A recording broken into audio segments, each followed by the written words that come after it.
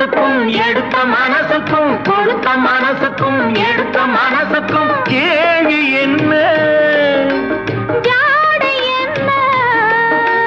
கேள்வி என்ன தேவையில்லை வெட்கம் அத்தை மகனே அத்தானே உன் அழகை கண்டு நான் பித்தானே